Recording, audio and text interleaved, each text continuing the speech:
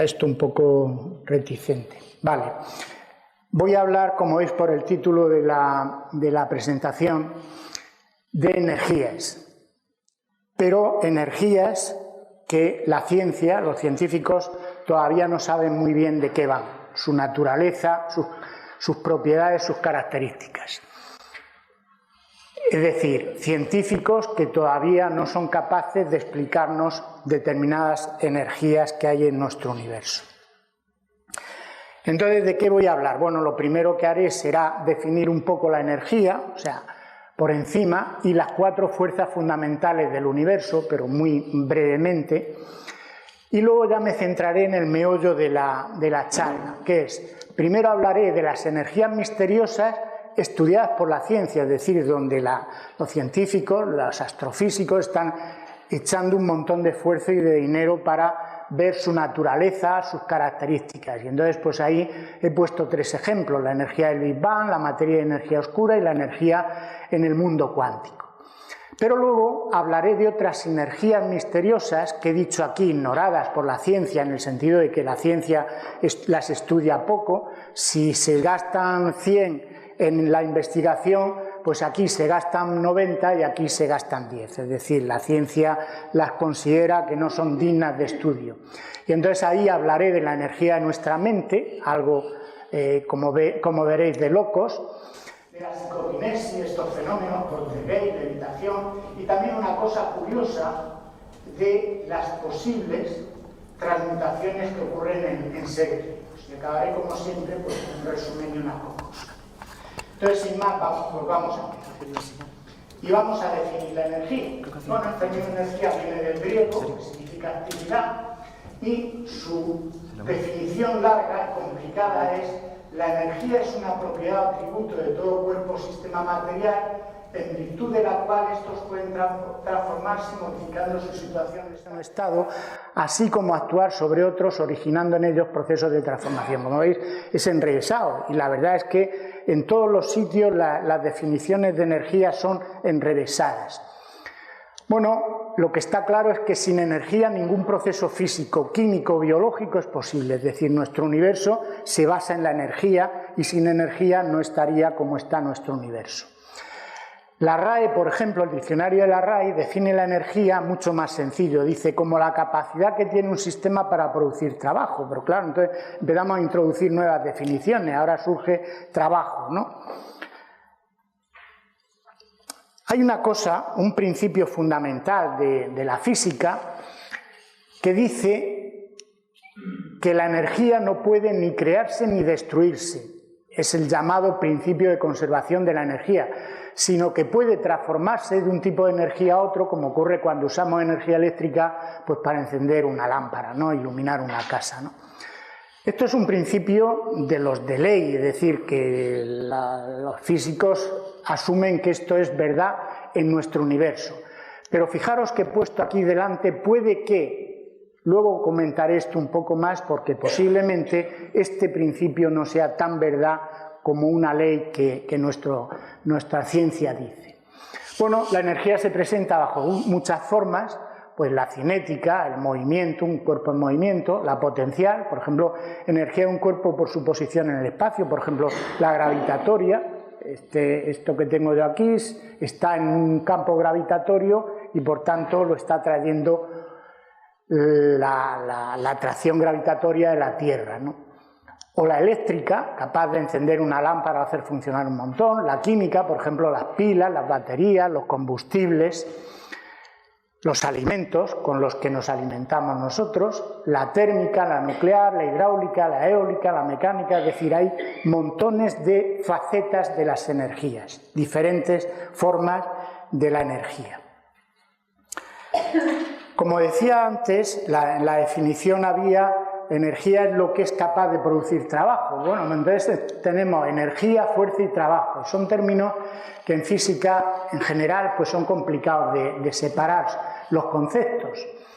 Fuerza esto es una definición, es la interacción entre dos cuerpos que produce cambios ya sea en la forma o en el estado, bien en reposo o en movimiento de un cuerpo, ¿no? Al aplicar una fuerza provocando un movimiento o deformando un cuerpo, la energía se manifiesta en forma de trabajo. Como veis, es enrevesado esto. Por ejemplo, la fuerza gravitatoria terrestre, esta que yo decía, de que esto que tengo en la mano, como lo atrae la Tierra, pues se caería en cuanto yo lo suelto, ¿no? Pues la fuerza gravitatoria terrestre ocasiona que los objetos caigan al suelo, porque tiene una energía potencial gravitatoria, es decir, cuando está aquí, como hay una fuerza que la está trayendo, conserva a este cuerpo una energía, y esa energía es capaz de hacer el trabajo de caída, de moverse y de llegar al suelo, ¿no? Como digo, son complicadas de explicar. Pero vamos ahora a hablar de las fuerzas fundamentales. Esto se está poniendo cada vez más fuerte. Las 4 fuerzas fundamentales. Vamos a ver, dice, el universo parece que se rige por unas leyes físicas que se supone que los científicos conocen perfectamente, que se han ido descubriendo a lo largo de la historia. Todas las leyes del universo dicen que son consecuencia de 4 fuerzas fundamentales y que supuestamente esas fuerzas fundamentales, esas 4 fuerzas fundamentales, se originaron en el Big Bang, en esa supuesta explosión que originó nuestro universo. Luego hablaremos un poco más de ello.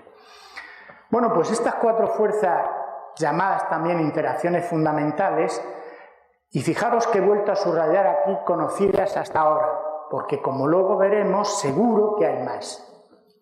Seguro que hay más. Bueno, pues las 4 fuerzas que ahora dicen que son las básicas de nuestro universo son la gravitatoria, cuyas ecuaciones empezó a definir Newton en el siglo XVII y luego ya pues Einstein en el siglo XX. La fuerza electromagnética, que empezó a definirla Maxwell en el siglo XIX, la fuerza nuclear fuerte, este japonés la empezó a definir en ecuaciones, o la fuerza nuclear débil, que la empezó a definir Fermi, ¿no? Otro físico de los grandes. Aquí tenéis un esquema, una imagen de qué son cada una. La fuerza de gravedad es la de la atracción, que hoy, según la teoría de la relatividad de Einstein, va más en vez de atracción, por deformación del espacio-tiempo, que es una cosa de locos, la verdad. Pero bueno, para nosotros las leyes, las masas se atraen con una fuerza gravitatoria. La fuerza electromagnética es la electricidad y el magnetismo, que como bien sabéis está lo positivo y lo negativo, tanto en la electricidad como en el magnetismo. Luego está la fuerza nuclear fuerte, que es la que permite, aquí veis el núcleo de un átomo, y aquí están las P's que son protones y las N's que son neutrones. Pues dentro de un núcleo de un átomo hay protones y neutrones, pero los protones son todos eléctricamente positivos, con lo cual esto se repelería, es decir, cada uno iría para un lado. ¿Por qué se mantienen en el núcleo sin repelerse? Pues por esta fuerza nuclear fuerte que se descubrió pues, en el siglo XX. Y luego está la fuerza nuclear débil, que es la que permite, el origen de la radioactividad. Bueno, pues estas son las 4 fuerzas fundamentales, y todo lo que sucede en el universo dicen que es debido a la actuación de una o de varias de estas 4 fuerzas. Esto es lo básico de nuestro universo. De hecho, estas 4 fuerzas hacen que todos los cuerpos materiales interactúen entre sí, almacenando energías, ¿veis?, que pueden realizar trabajos. Son lo que mueve, lo que produce las energías que mueven nuestro universo. Bueno, pues hemos visto muy brevemente el concepto de energía y las fuerzas fundamentales que producen las energías.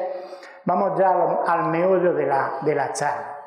Vamos a empezar a ver las energías misteriosas, es decir, que todavía la ciencia no conoce de qué va, pero que sí que se está echando un montón de esfuerzo y de dinero en estudiarlas. Y veremos estos 3 ejemplos. Esas 4 fuerzas fundamentales, como he dicho antes, son las que mueven nuestro universo y son bastante bien conocidas por la ciencia. Hay sus ecuaciones que definen cómo funcionan, etcétera, etcétera.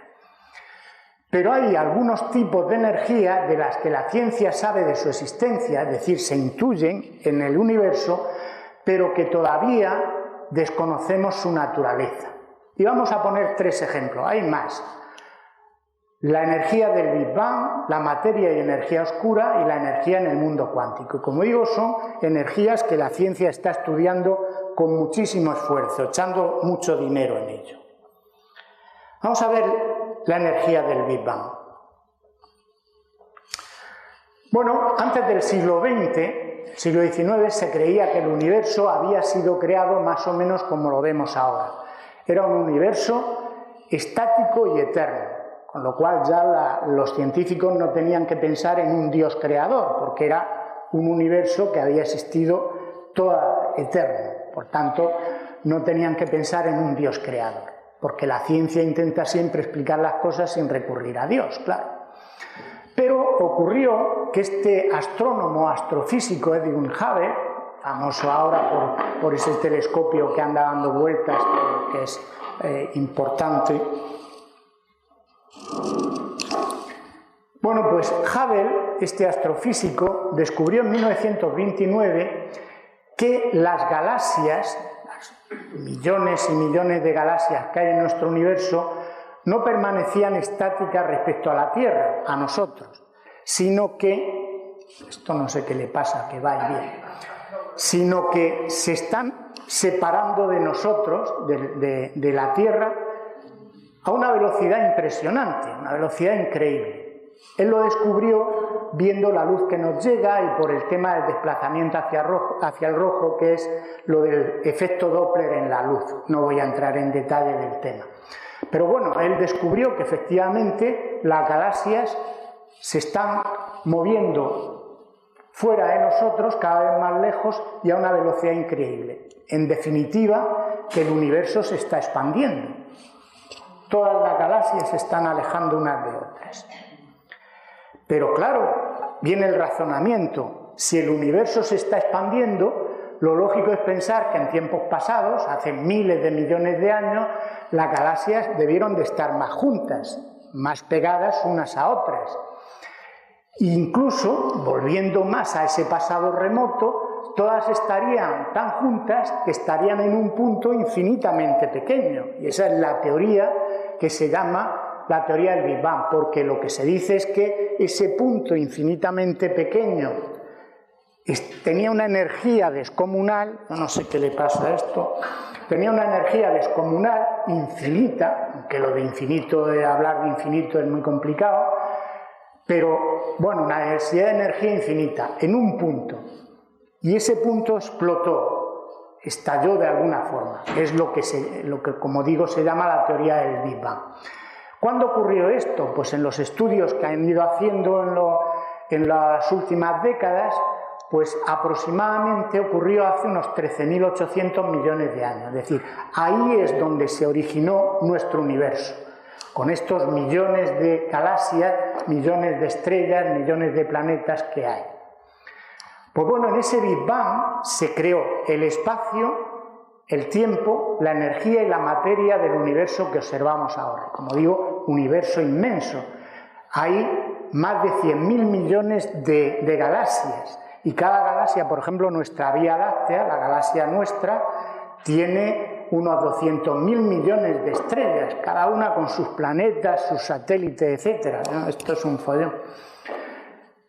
El caso es que es inmenso, es un universo inmenso, que nació de un punto.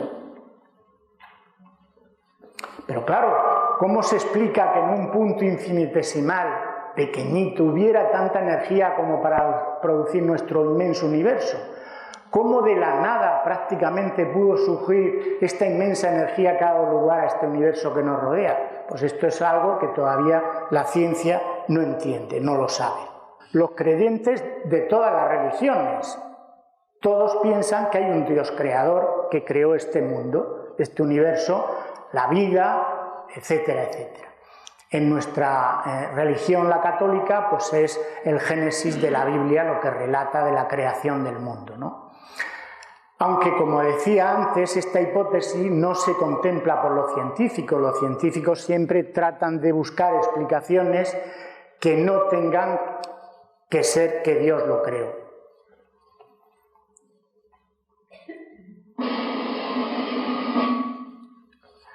Claro, las preguntas, ¿cómo en un punto infinitesimal había tanta energía como para crear este inmenso universo? ¿De dónde procedía esa energía? Pues esto es algo que sigue siendo una pregunta sin respuesta para la ciencia. Por cierto que en ese punto infinitesimal había energía, pero ahora nosotros vemos a nuestro alrededor energía y materia. La materia que vemos, como esto que nos rodea, vino de esa energía convertida por esa famosa ecuación de Einstein. Materia sería la energía dividido por la velocidad de la luz al cuadrado, es decir, despejando la materia de la ecuación. Es decir, todo viene de una energía infinita y todo lo que tenemos ahora en nuestro universo viene, pues, qué follón. Bueno, pues sigamos. Más sobre energías misteriosas que la ciencia estudia. La materia y energía oscura.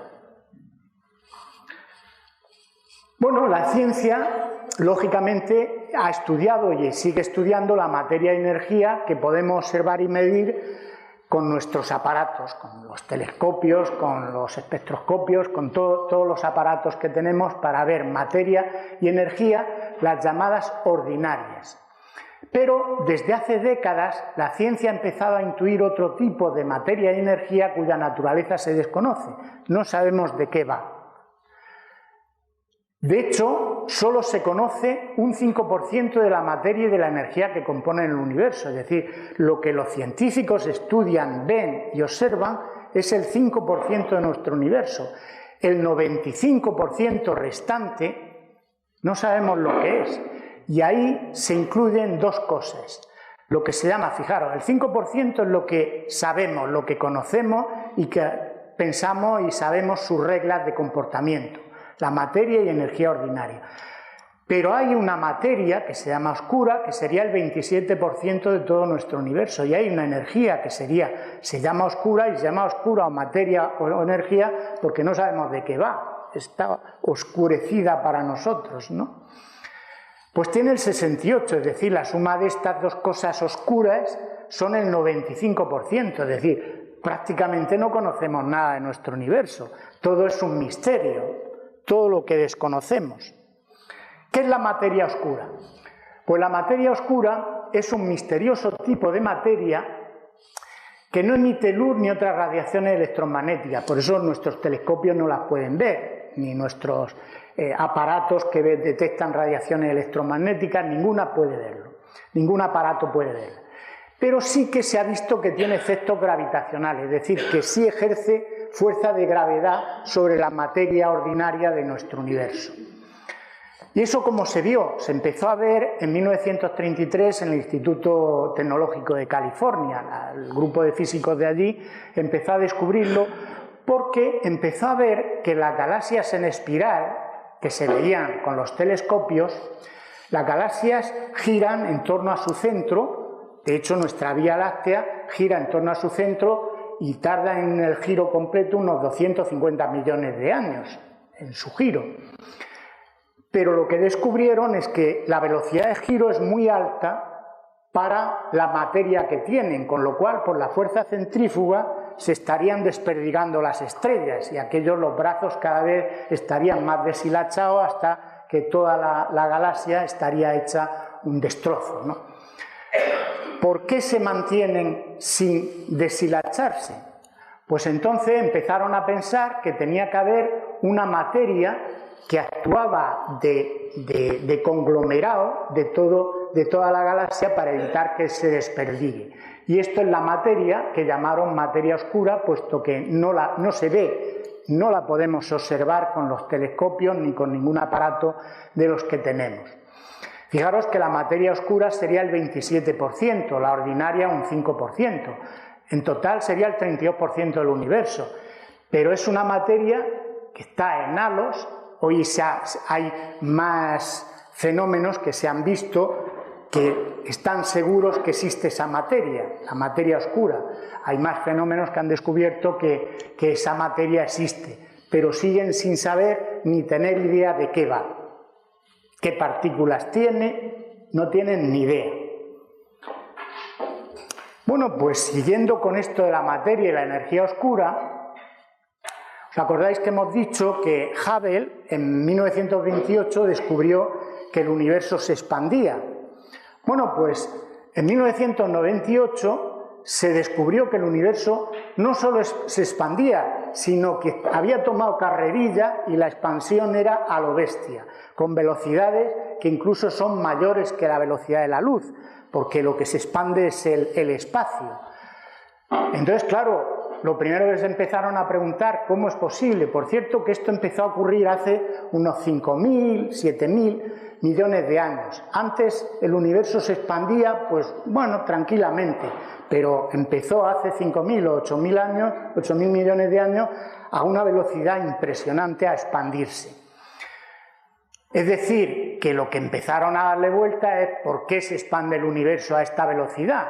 Pues tiene que haber una fuerza que repele a las galaxias unas de otras, contraria a la fuerza de gravedad que las uniría. De hecho, la idea que se tenía es que en un determinado momento, dentro de miles de años, el universo se colapsaría por la fuerza de la gravedad, pero no, justo ocurre lo contrario. Cada vez se expande más y se alejan más de nosotros todas las galaxias y a una velocidad increíble. Entonces, claro, empezaron a darle vueltas. ¿Qué era esta fuerza repulsiva que aleja las galaxias unas de otras? Pues no saben de qué va, pero por la capacidad de repulsiva que tiene han calculado que es un 68% de toda la materia y la energía del universo. Es decir, esto es le llamaron energía oscura por la misma historia que la materia oscura, porque no sabemos de qué va. Estamos en la oscuridad. Pero lo extraño es que la velocidad de expansión va cada vez a más, con lo cual se supone, por tanto, que esta fuerza repulsiva es cada vez mayor, por tanto la energía correspondiente tiene que ser cada vez mayor. Y aquí empieza la contradicción con lo que yo os decía al principio, del principio de conservación de la energía. Y de hecho, como parece que va aumentando, hay muchos físicos que ahora están diciendo que cuidado, que a lo mejor resulta que el principio de conservación de energía, que es una ley de esas que no se puede cuestionar para nada, igual no es verdad. Igual hay por ahí unas energías que hacen que esa ley de la conservación de la energía no sea correcta. Bueno, pues hemos visto, lo que os decía, la pregunta es ¿cuál es su naturaleza? Ni idea, no tienen ni idea, es decir, sigue siendo una energía misteriosa para la ciencia. O sea que veis que la ciencia ortodoxa, sigue teniendo unas lagunas impresionantes de conocimiento, porque entre la materia y la energía es el 95% del universo.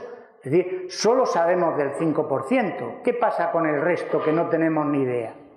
Porque realmente parece que la ciencia ha avanzado un montón, tenemos una tecnología a nuestro alrededor impresionante, pero de verdad del meollo de nuestro universo y de las cosas que nos rodean no se conoce prácticamente nada.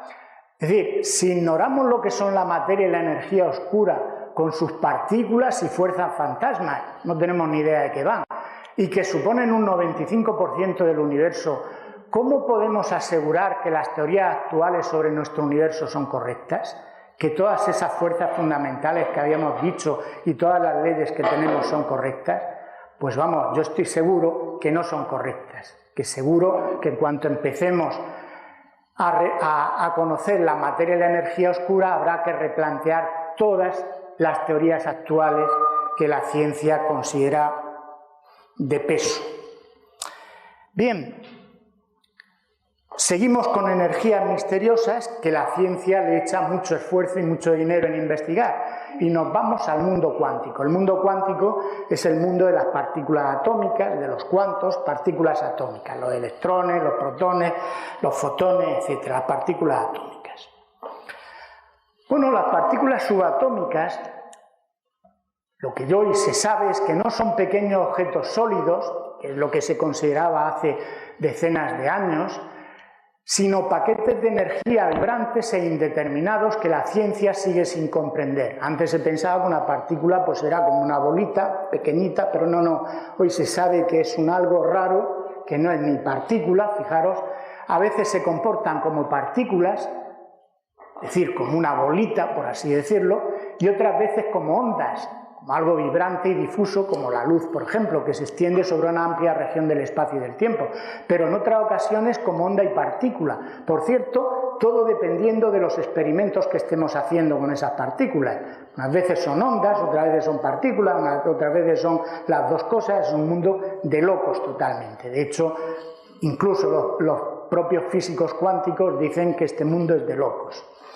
Pero es que además de esto, que es de locos, como digo, hay fenómenos del mundo cuántico que parecen que están asociados a algunos tipos de energía que siguen siendo un misterio para la ciencia, para los propios físicos cuánticos. Fijaros en este es de locos también, el efecto observador. En el mundo cuántico, la conciencia o mente del observador, del experimentador que está haciendo el experimento, afecta a la existencia y al comportamiento de la partícula observada. Solo cuando las partículas son observadas, son medidas por un experimentador, por un investigador que está haciendo un experimento, se definen sus características, porque antes tenían diversos estados. Es como si una de esas banderas pudiera estar ahí y en 20.000 sitios en todo nuestro planeta a la vez, con una probabilidad de estar en un sitio más que en otra, pero esto lógicamente es de locos. Pero resulta que cuando el observador, la conciencia, la mente del observador mira, la partícula se hace real, por así decirlo. La conciencia, la mente del que está haciendo el experimento consigue que las partículas se hagan reales. Entonces, claro, la pregunta es, ¿qué tipo de energía procedente de la mente o conciencia del experimentador, del observador, hace cambiar el comportamiento del mundo cuántico? Pues no se tiene ni idea, pero esto está más que sabido. La mente del experimentador hace que el comportamiento de lo que está haciendo sea de una forma o de otra en función de lo que él piense. Fijaros, en función de lo que él piense. Lo cual es un mundo de locos. Otro efecto, claro, como digo, el problema es la mente, luego hablaré más de la mente y de la conciencia. El entrelazamiento cuántico. Cuando dos partículas, por ejemplo dos electrones, se han tocado y uno se va a un extremo del universo y el otro se va a otra, pues siguen conectadas, de forma que si yo afecto a una, la otra automáticamente e instantáneamente queda afectada. Esto es de locos, porque a millones de kilómetros una de otra, ¿cómo es posible que superen la velocidad de la luz, que teóricamente es lo máximo que puede haber en nuestro universo, según la teoría de la relatividad? Pero parece claro que si se interacciona con una de ellas, al observarla o medirla, de nuevo el observador, su partícula gemela también queda afectada de forma instantánea. Pero ¿qué tipo de energía las conecta? Pues esto sigue siendo un misterio. Es decir, veis que sobre lo que ya conocemos muy bien sigue habiendo unos misterios impresionantes para la ciencia. Otro misterio, el efecto túnel. Por cierto que el microscopio de efecto túnel lo inventó uno de IBM. Lo digo porque yo he trabajado en IBM toda la vida. Que por cierto le dieron el premio Nobel por eso. Bueno, pues el efecto túnel, dice, una partícula puede atravesar una barrera de energía aunque no tenga la suficiente velocidad para lograrlo. Suponeros, por ejemplo, este pedrusco.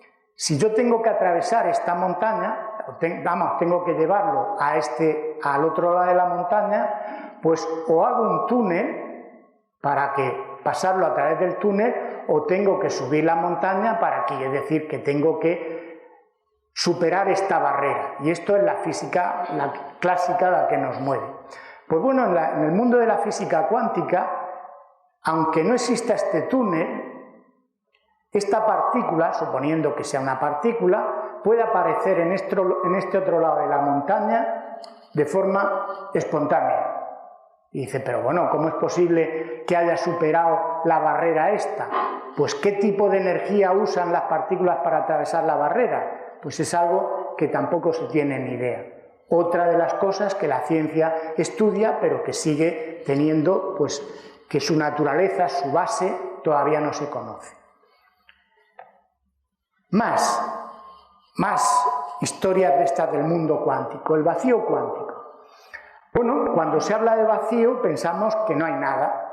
Pues resulta que en nuestro universo, lo que es el vacío, lo que se supone que no hay nada entre las galaxias y todo este tipo de cosas,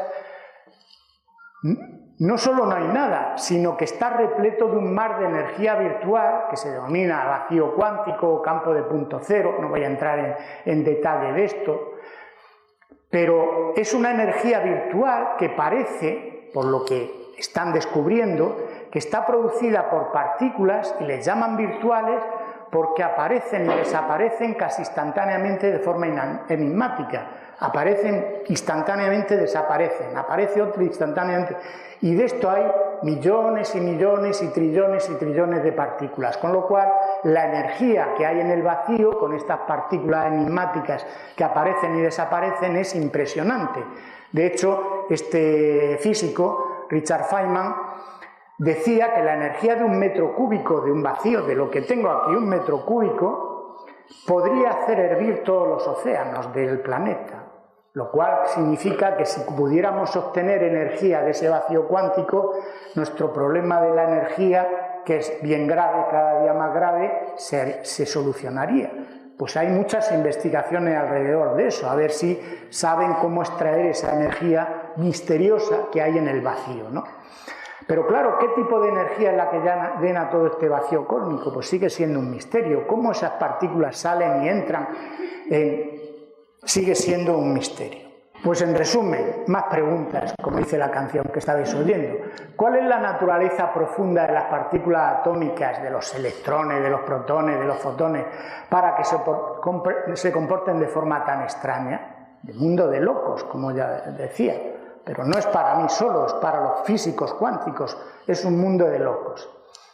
¿Qué tipo de energía originan estos extraños comportamientos? Pues esto es algo que todavía no tiene una respuesta por la ciencia. Es decir, como veis, hay muchísimo todavía de la ciencia que desconoce de nuestro mundo y es de lo que está estudiando, de lo que realmente está echando un montón de esfuerzo y de dinero en esa investigación.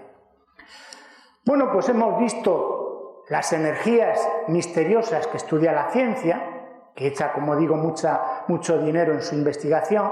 Vamos a ver otras que ya no estudia tanto. Yo he puesto aquí ignoradas por la ciencia. Vamos a ver la energía de nuestra mente, estos fenómenos, la psicoquinesis, los poltergeist, la levitación y luego una cosa curiosa que veréis de qué va. Bueno, hemos visto que hay bastantes tipos de energías de las que la ciencia desconoce su naturaleza y su origen, pero que se siguen investigando con gran esfuerzo para ver su naturaleza, para ver de qué van, ¿no? Pero hay otros muchos tipos de energía que se observan en los fenómenos que ocurren a nuestro alrededor, pero que la ciencia suele ignorar, considera que no hay base para esos fenómenos y los ignora sin más, y por tanto no los estudia. Aquí está esto que decía el famoso filósofo Karl Popper, que la verdadera ignorancia no es la ausencia de conocimiento, sino el hecho de negarse a adquirirlo. Yo siempre me pregunto esto, y me lo habréis oído en más de una ocasión aquí. ¿Por qué la ciencia se niega a estudiar estos fenómenos que vamos a ver ahora? Vamos a ver la energía de nuestra mente. Fijaros, hoy día nuestra ciencia es materialista. Todo lo que hay es la materia y el universo que nos rodea, la energía que nos rodea. Bueno, pero si la materia es la única realidad, lo que dicen es que la mente o conciencia, nuestra mente o conciencia, no es más que un producto de la actividad cerebral con sus procesos químicos y eléctricos, la electroquímica de las neuronas del cerebro. Y dicen que nuestro cerebro, funcionando como una especie de ordenador, produce la conciencia. Esto es lo que se cree. Hoy día sigue siendo un misterio. Nadie ha conseguido demostrar que la conciencia que nuestra mente nazca de las neuronas del cerebro. Todavía no se tiene ni idea. Es uno de los grandes problemas de la neurociencia y de la física. Pero es que además de que cómo se produce la conciencia en las neuronas del cerebro, es que hay una serie de fenómenos que parecen demostrar que la mente o conciencia utiliza algunos tipos de energía que no son explicables de ninguna forma por el puro funcionamiento electroquímico de las neuronas del cerebro. Es decir, tiene que haber algo más para explicarlo. Y vamos a ver algunos de esos ejemplos, como los que veis ahí. Vamos a empezar, lo primero, con el efecto placebo. Esto también es de locos. El placebo es una terapia que no tiene eficacia médica. Puede ser una píldora, puede ser un tratamiento, puede ser una operación, pero por ejemplo, una píldora es una píldora que no tiene principio activo ninguno, que tiene azúcar, por ejemplo, dentro, pero que puede tener efectos curativos si el paciente cree que en realidad le están dando un tratamiento curativo perfecto. Si el médico le dice, tómese estas píldoras que le van a curar de la enfermedad, son perfectas y se va a curar. Si la persona empieza a creer que aquello es lo que le va a curar, se cura. Claro, está tomando azúcar, no está tomando ningún principio activo. Claro, al principio se pensaba que esto era algo puramente subjetivo, pero no. De hecho, cuando yo empecé a estudiar esto, decía, bueno, la mente se piensa que tal, pero la enfermedad sigue por su lado, sigue su curso.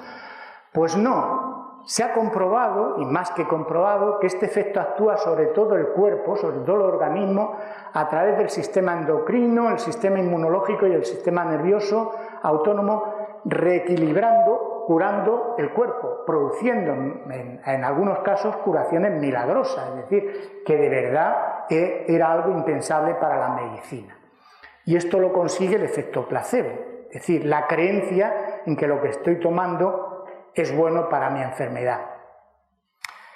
Con lo cual, este efecto invita a pensar que la curación no depende solo del remedio ni del médico, del tratamiento del médico, sino de la capacidad que estos tengan para movilizar la mente o conciencia del paciente para que se activen los mecanismos naturales autocurativos del enfermo. Es decir, nuestra mente es capaz de curarnos, lo que tenemos es que estimularla para que sea capaz de creerse que nos vamos a curar.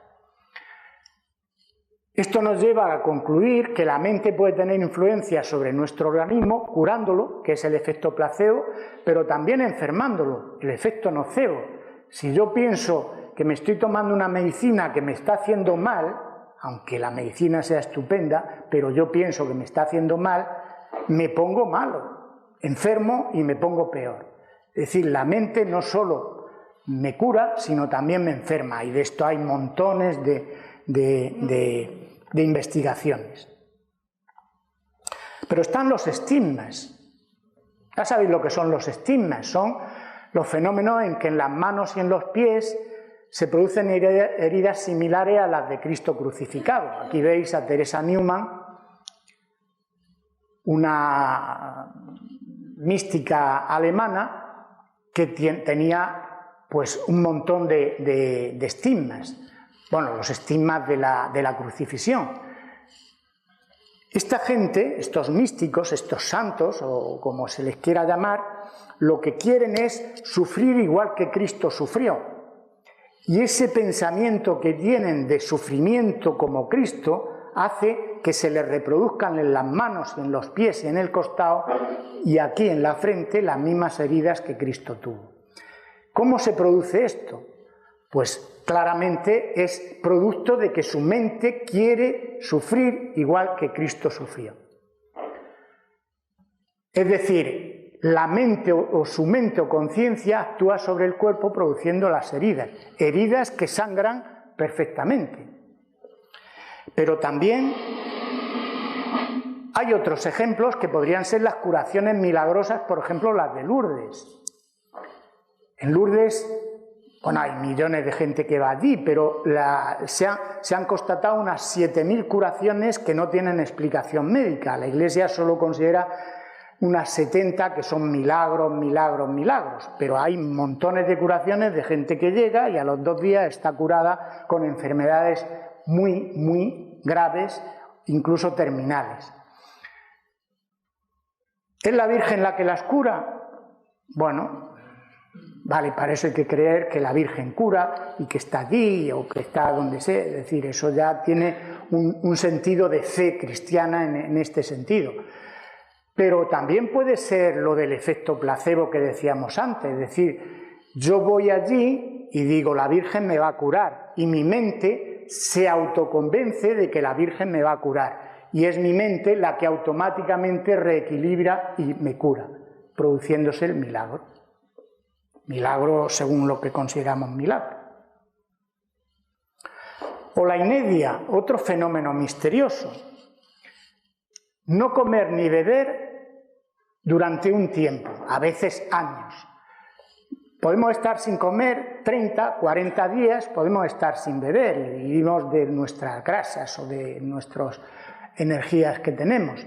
Pero sin beber podemos estar 4, 5, 6 días. Si más días te mueres, seguro, sin beber.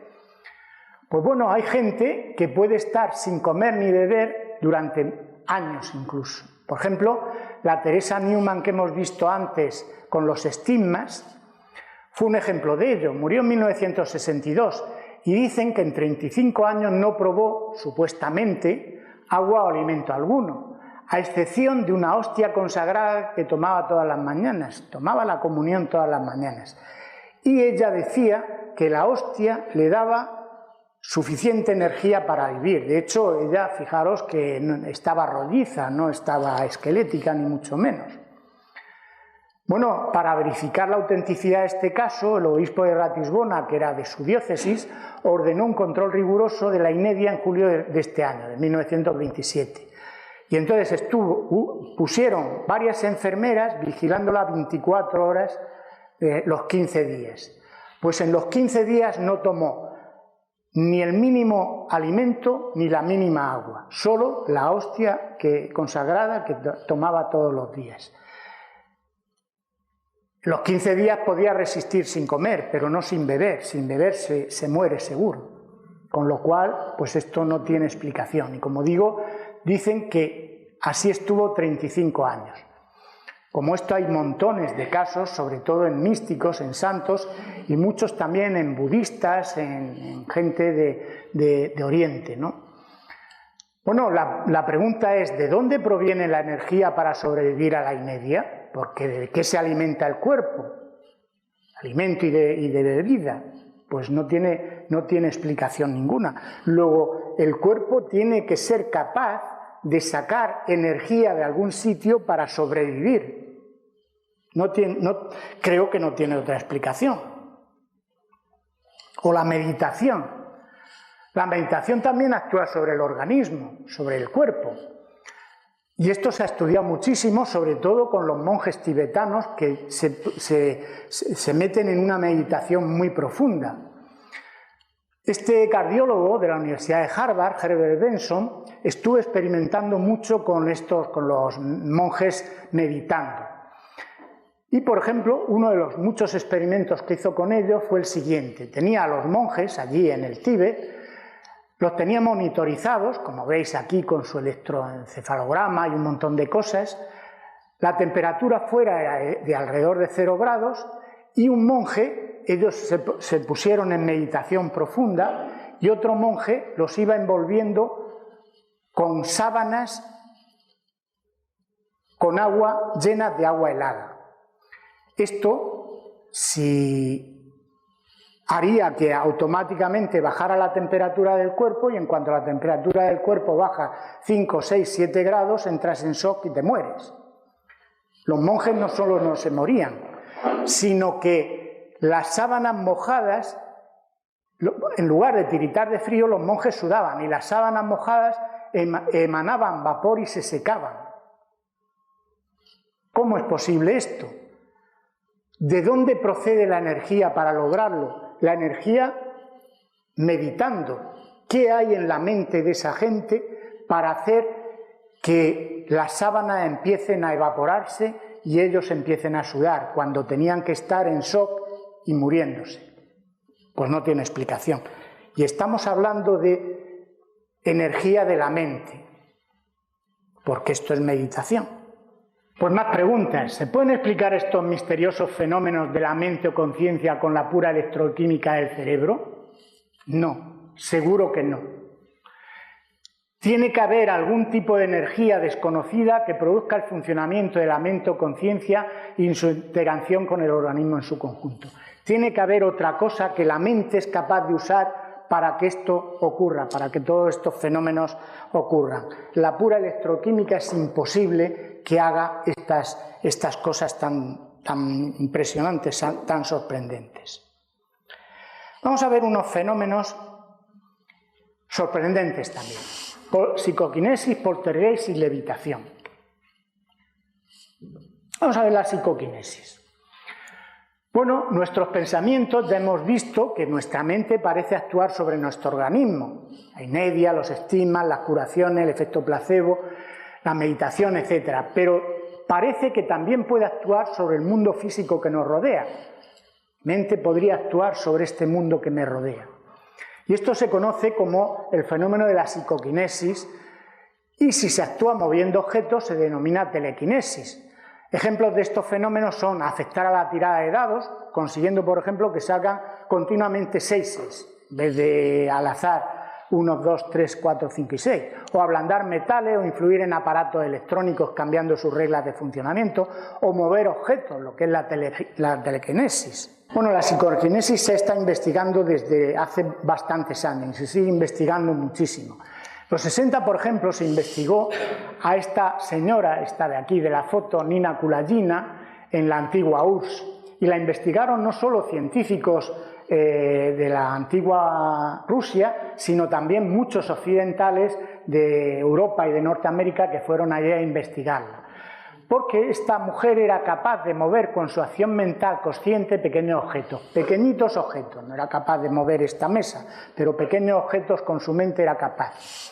Pero también era capaz de otras cosas. Por ejemplo, era capaz de hacer que el corazón de una rana en la que se concentraba se fuera parando hasta que se paraba. Y luego reactivarlo, pum, pum, pum, pum, y que empezara a andar. Solo con el poder de su mente. Aquí tenéis un vídeo que se grabó con ella. Veis una caja para evitar que ella toque y ahí veis que hay una caja de cerillas que veis cómo se está moviendo con el poder de su mente. O aquí veis estas cerillas cómo se mueven con el poder de su mente, solo concentrándose ella para moverla.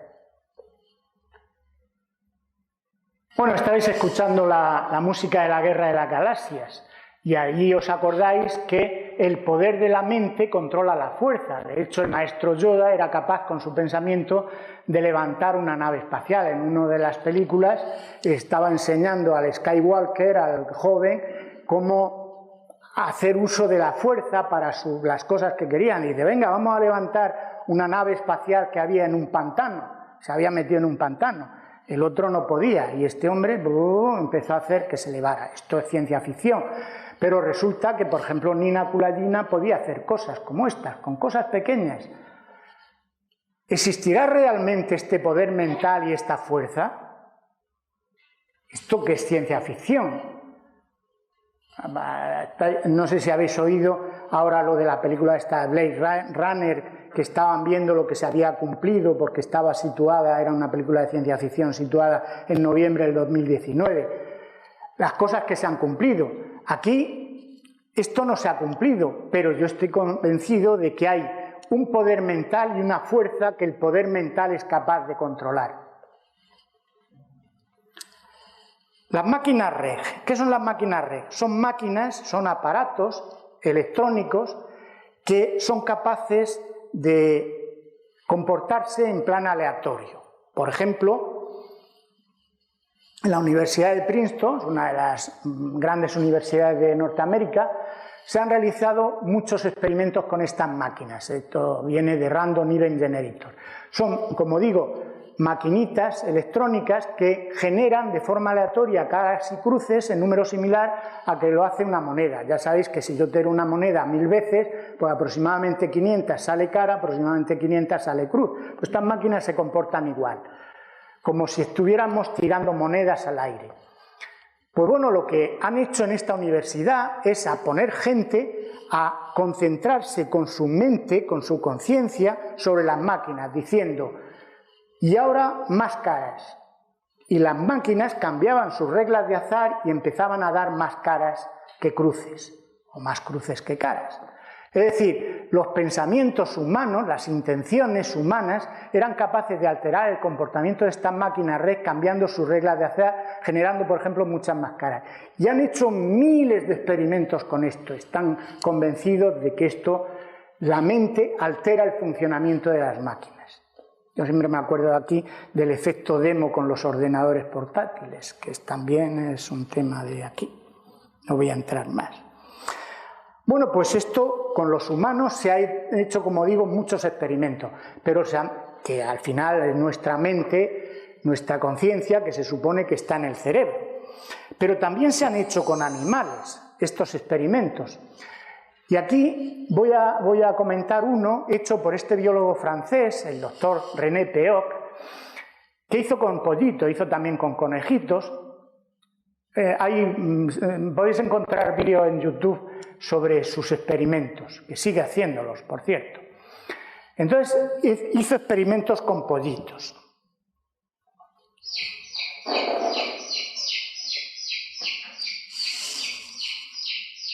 Este hombre lo que hizo fue condicionar a pollitos recién nacidos para que adoptaran como madre a una máquina red móvil. En este caso no era una máquina que genera caras y cruces, sino que se mueve al azar en una cancha.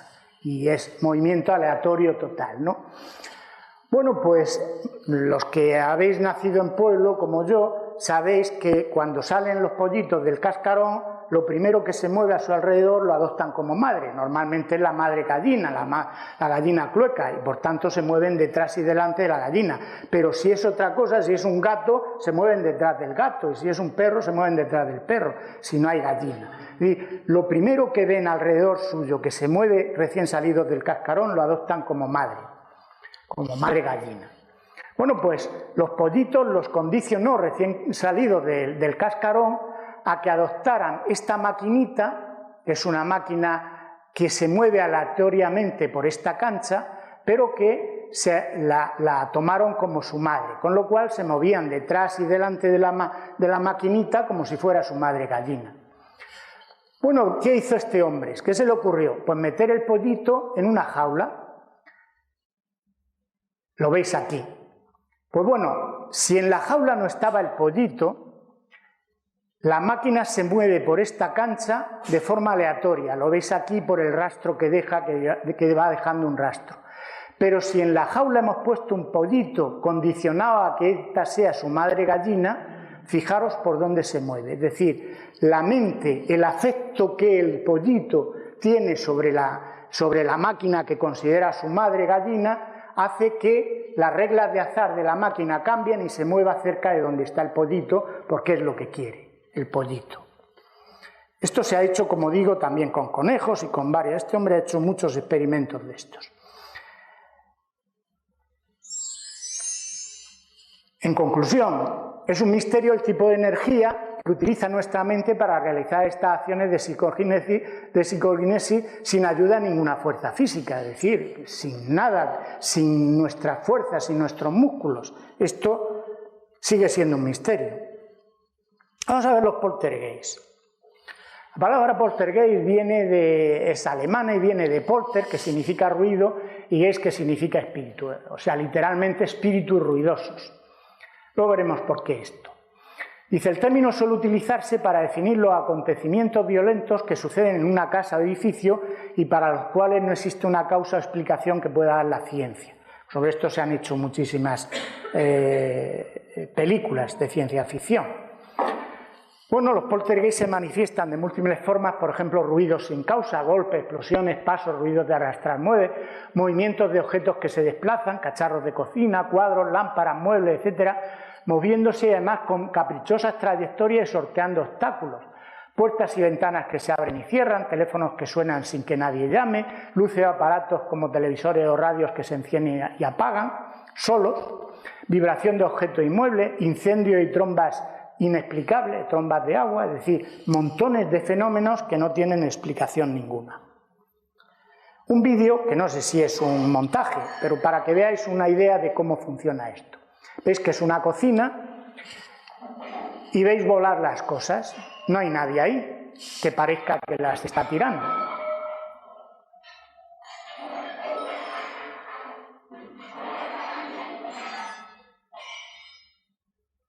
Estos son los fenómenos que alguna gente ve en sus propias casas.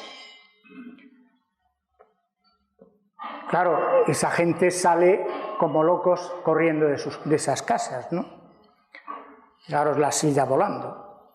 Bueno, insisto, no sé si es un montaje o si es un caso real, pero bueno, lo mismo da. Son fenómenos que ocurren. Bueno, la ciencia dice que bueno, son trucos, son fraude o fenómenos físicos como electricidad estática, aire ionizado, etcétera, etcétera, seísmos, terremotos, etcétera. Pero hay numerosos poltergeists cuya causa, después de haberlos investigado, no tiene explicación ninguna en base a esos fenómenos físicos. Y hay dos teorías que tratan de explicar los poltergeists. Una es la acción mental inconsciente de una persona, normalmente un adolescente, se le achaca a un adolescente con problemas mentales, o a la acción de los espíritus. Supuestamente los espíritus, aunque ya sabéis que la ciencia no cree en los espíritus, todas las religiones creen en los espíritus, la ciencia no cree en los espíritus. Pero claro, esas dos teorías de que es mi mente de forma inconsciente o que son los espíritus que andan por ahí que me están haciendo faena en mi casa, pues las dos teorías no explican cuál es la naturaleza del fenómeno, porque no responden a la pregunta clave de dónde proceden las fuerzas y la energía que se manifiestan en estos fenómenos. Porque si son de una persona que con su inconsciente mueve todo aquello, ¿cómo es posible que con su mente que está encerrada en el cerebro haga toda esa parafernalia? No tiene explicación, lo que tiene que ser que la mente es capaz de impulsar energías que no conocemos. O también pueden ser los espíritus, si creemos en los espíritus también podrían ser. La ciencia no cree, pero bueno, yo no estoy tan seguro. Levitación, otro fenómeno. La levitación es el poder flotar en el espacio bajo la fuerza de la gravedad, como se ve en esa imagen. Bueno, me voy a referir a la levitación de personas. Unas veces los magos y los ilusionistas lo hacen con trucos, pero voy a hablar de levitaciones, he puesto entre comillas, auténticas, que normalmente se ven en místicos del cristianismo, del hinduismo y del budismo. Por ejemplo, en el cristianismo hay muchos santos y místicos que eran capaces de levitar. El caso más famoso, sin lugar a dudas, fue el de San José de Cupertino.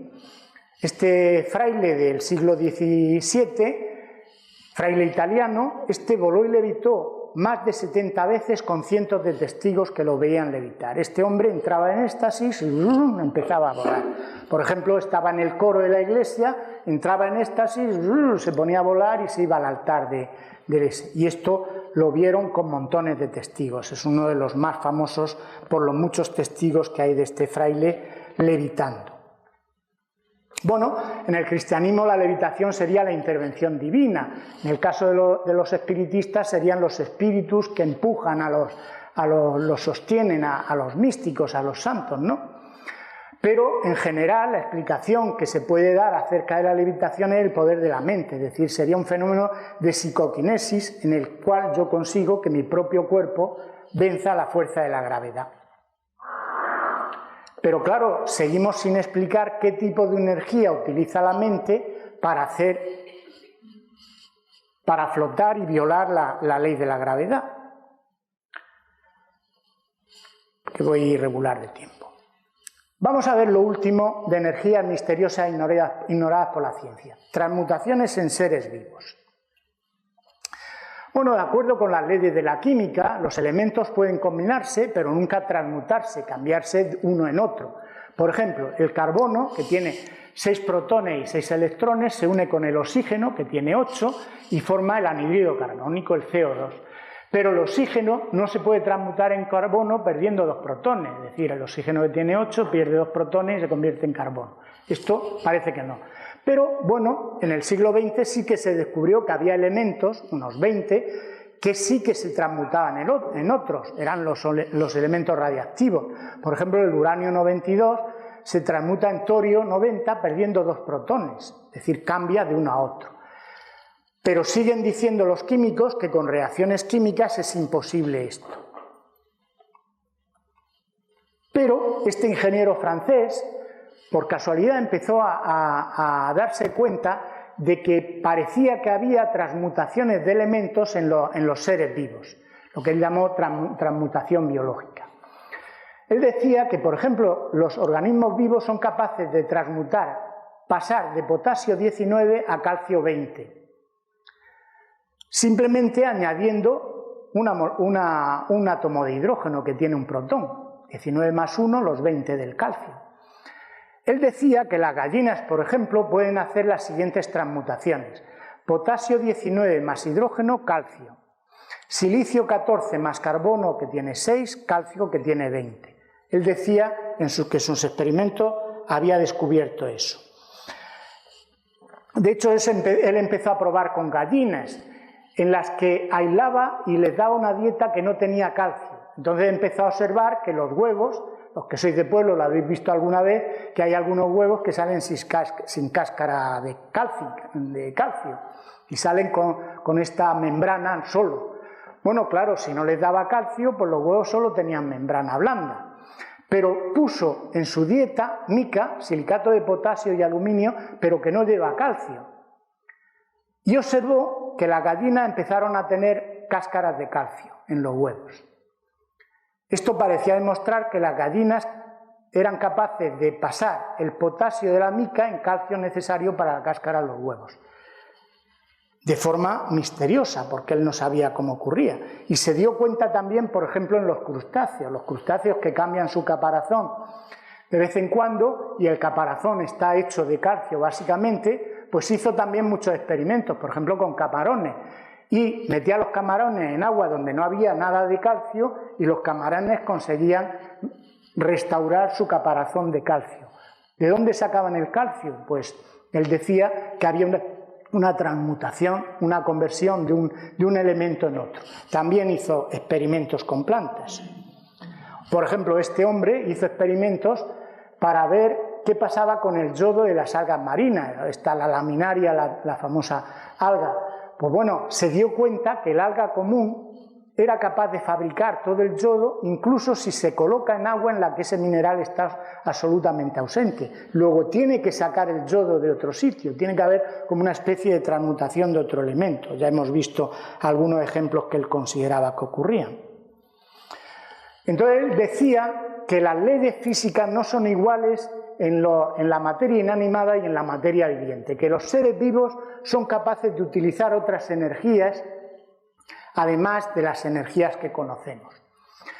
Pero claro, ¿qué tipo de energía utilizan los seres vivos para producir las transmutaciones? Bueno, si se logra descubrir esto, sería la solución de la tan buscada fusión fría. Ya sabéis que se está invirtiendo muchísimo en buscar la fusión fría. Bueno, esta misteriosa energía, un yogui diría que es el prana, un acupuntor el chi o el ki, o para un vitalista la fuerza vital. Pero también, ¿por qué no sería la energía espiritual? ¿Habrá energía espiritual? Podría. Bueno, en conclusión, ¿existirá una energía desconocida que opera en los organismos vivos, además de la forma de energía conocida por la física? Recordemos que el nacimiento y la evolución de la vida sigue siendo un misterio para la ciencia. Siguen sin saber los científicos, los biólogos, cómo surgió la vida y cómo evolucionó. Hay sus teorías, pero no están demostradas, ni mucho menos. Al contrario, cada vez hay más agujeros en esas teorías. Bueno, pues vamos a acabar con un resumen y unas conclusiones. Bueno, como habéis visto a lo largo de la charla, a los científicos les quedan por entender un montón de energías misteriosas, como lo del Big Bang, la energía del vacío cuántico, la energía oscura, energías que están estudiando muchísimo, pero también otras como la energía de la mente, la energía de los seres vivos, como la que hemos visto ahora. Es decir, el mundo de las energías sigue siendo un mundo misterioso, pendiente de explorar y de conocer. Todavía hay muchísimo, como hemos visto, que no se conoce. Y no olvidemos lo que hemos dicho,